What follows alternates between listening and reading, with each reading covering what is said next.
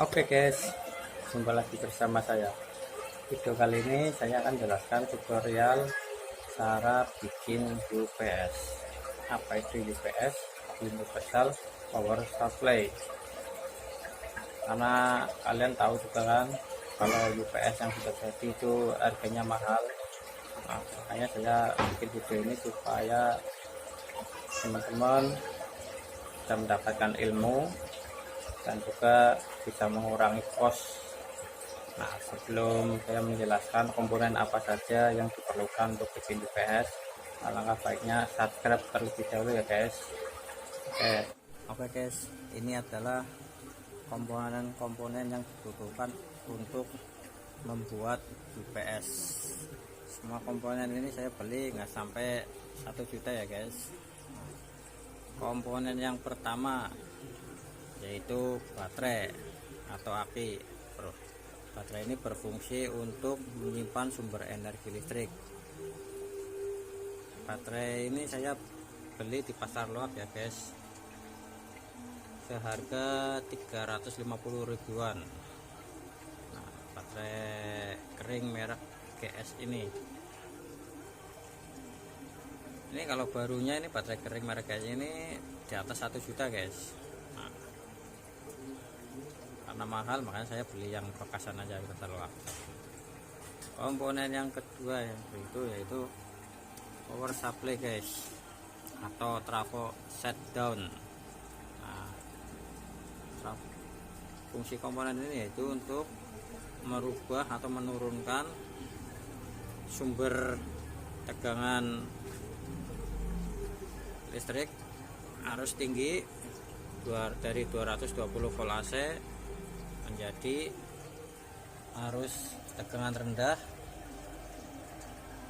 volt DC 12 volt. Nah, power supply ini atau ini saya beli seharga 90.000, 20 ampere guys, buatan Cina, harga 90.000. Ada mereknya sih guys, medusnya kosong dan juga nggak ada kartu garansinya juga. Nah, kalau yang bagus ini power supply ini yang merek Sen guys. Kalau yang merek Sen yang setaranya ini yang 20 ampere itu aja harganya sekitar 120 guys. Nah, kalau Sen kan dia lebih bagus, ada garansinya juga. Ini merek Cina ya, 90 wajar, tapi nggak apa-apa guys, terserah kalian semua mau merek Sen atau yang nggak ada mereknya, terserah.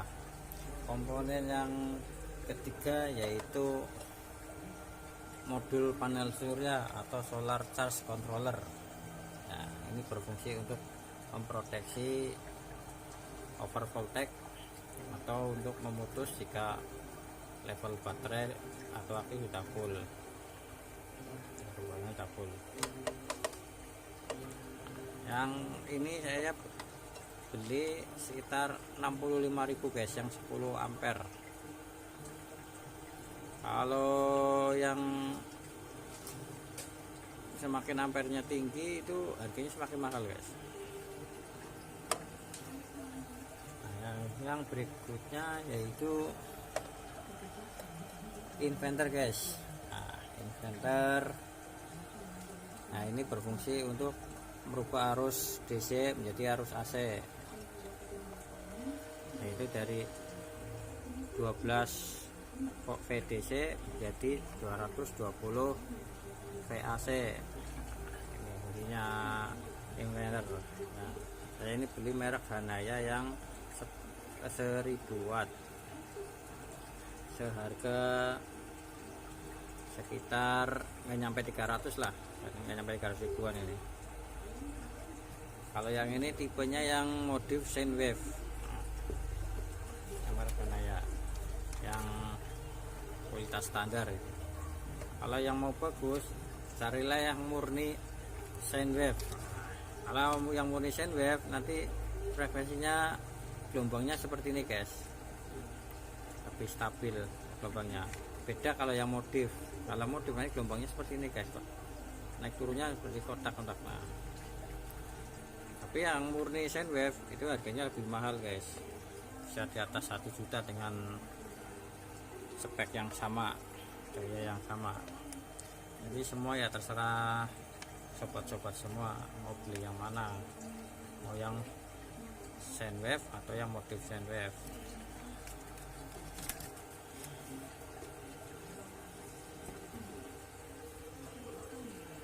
Nah, cara masangnya jangan sampai kemudian guys, ini terminal baterainya ditetapkan dulu yang positif yang mana, dilihat positif negatif. Nah, setelah tahu ditandain, baru memasang terminal dari power supply nya. Itu yang lambang LN ini adalah dari sumber listrik PLN guys, arus AC 220. L ini pas, ini L netral, terserah bolak-balik nggak masalah. Yang terminal ketiga ini adalah grounding, terminal keempat, kelima, dan keenam ini adalah negatif atau outputnya power supply ini guys. 456, 7, 8, 9 ini adalah terminal positifnya guys. Ini sama semua ini guys, terserah mau ngambil yang ini. Nah yang berikutnya yang ini adalah adjuster voltage-nya guys, tinggal diputar ke kanan untuk menaikkan voltage-nya, volt AC-nya ini ke kiri untuk menurunkan. Nah tadi saya setting sebelum dikasih beban, ini meter saya hidupin. Pas posisi belum hidup ini saya setting di 12,8 guys, karena ini posisinya hidup. Ini untuk hidupin akuarium sama TV dan kulkas. Jadinya ini turun 0,2 volt guys. Nah outputnya si power supply ini guys, ini masuk ke terminal panel surya ini guys, jadi jangan sampai kebalik ya guys. Nah, kalau mau ke panel surya ya lebih bagus lagi guys, cuma panel surya harganya mahal guys, yang 100 WP aja udah di atas 500.000. Nah, karena saya dananya belum ada, jadi saya masih pakai power supply ini guys, yang agak murah sedikit.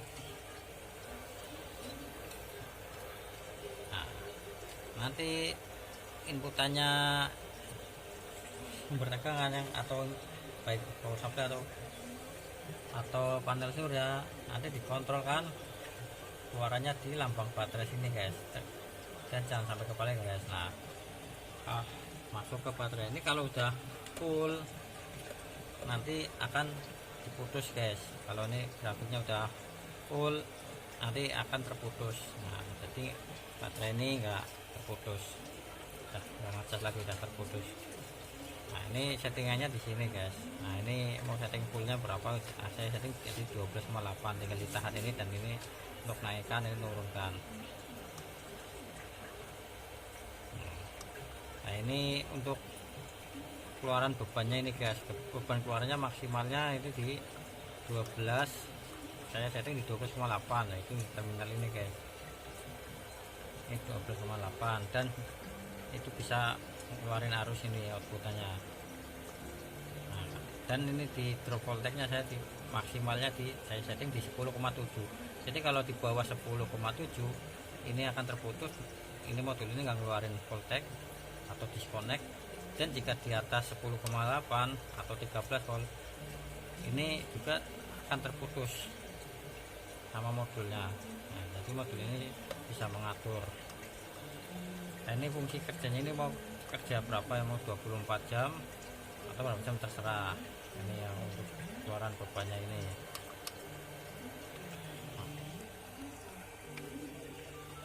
Nah, kenapa saya kenapa saya nggak pakai ini guys.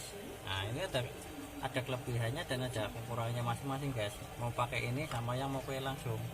Kalau mau cari yang pakai aman, yang kerja settingannya itu ya pakainya lewatnya ini guys, dari sini keluarnya masuk ke inverter ini guys. Saya memberikan contohnya tipe langsung guys, tanpa pengaman guys, nanti saya jelaskan. Nah, kelebihan dan kekurangannya pakai nggak menggunakan terminal ini, yaitu kelebihannya yaitu akan lebih terproteksi ya guys, dari mulai over voltage-nya dibatasi dan juga drop voltage-nya, itu kelebihannya. Untuk kekurangannya guys, kalau melalui terminal beban ini masuk ke inverter ini, yaitu daya yang dihasilkan inverter ini kurang maksimal guys, karena panel modul ini saya beli di 10 ampere, jadi dia bisa menghasilkan arus maksimal 10 ampere guys. Jadi kalau lebih dari 10 ampere dia akan terputus. Kalau 10 ampere ini inputannya ini 12 volt, jadi kan 10 kali 12 daya yang dihasilkan dari modul ini maksimal 120 watt. Jadi inverter ini bisa menghasilkan arus listrik hanya maksimal 120 watt. Lebih dari 120 watt ini akan terputus guys. Itu kekurangannya kalau melalui ini guys, kalau melalui terminal beban ini. Nah, itu kekurangannya. Kelebihannya hanya lebih aman. Nah, kelebihan menggunakan rangkaian langsung dari inverter langsung ke baterai, itu kelebihannya daya yang dihasilkan bisa maksimal guys, karena ini baterainya kan ini 70 ampere per hour, 70 ampere per jam. Nah, jadi ini 70 kalikan 12, ini daya yang dihasilkan maksimal itu 770 watt. Nah, dayanya itu 770 watt. Jadi kalau ini inverternya ini dipakai maksimal 770 watt, ini baterai ini bisa menghidupkan inverter ini selama 1 jam guys. Kalau dipakai di separohnya 300, nah, berarti outputannya inverter ini bisa dipakai selama 2 jam guys, karena ini maksimalnya baterai ini 70 ampere sih guys ya. Itu kelebihannya guys. Dari sisi kekurangannya, karena ini rangkainya langsung, jadi tingkat keamanannya kurang guys, mulai dari over voltage itu nggak ada guys. Jadi perlu disetting, benar-benar disetting ya guys, antara output voltage-nya, pengecasannya ini, nah, dari adjustment itu. Makanya perlu disetting dan perlu dikontrol, dilihat dari grafiknya, jangan sampai dia over voltage di atas 13 gitu guys. Itu kekurangannya. Dan perlu diperhatikan lagi guys, saat pemasangannya ini juga jangan sampai kebalik guys. Yang terminal warna merah ini itu harus ke positifnya baterai guys, yang hitam harus ke negatifnya baterai. Ini kalau kebalik, ini inverternya ini bisa rusak guys, bisa rusak, meledak biasanya itu di transistornya biasanya. Makanya kalau mau masang dipastikan jangan sampai kebalik ya guys. Perhatikan dengan teliti, jangan tergesa-gesa, harus tenang, dipastikan setelah sudah aman semua baru yakin, baru dipasang. Nah, kita coba ya guys, kita cabut sumber powernya dari PLN. Apakah akuarium sama TV dan kipas akan mati? Ini posisi baterai tadi waktu belum full ya guys, separuh waktu saya beli ini baru dicas sekitar 15 menitan. Nah, coba guys, kita hitung 1, 2, 3 guys, tetap TV masih nyala guys. TV powernya kan, ngambil di powernya baterai guys, tetap nyala. Nah, mudah-mudahan para sobat bisa tahu penjelasan saya.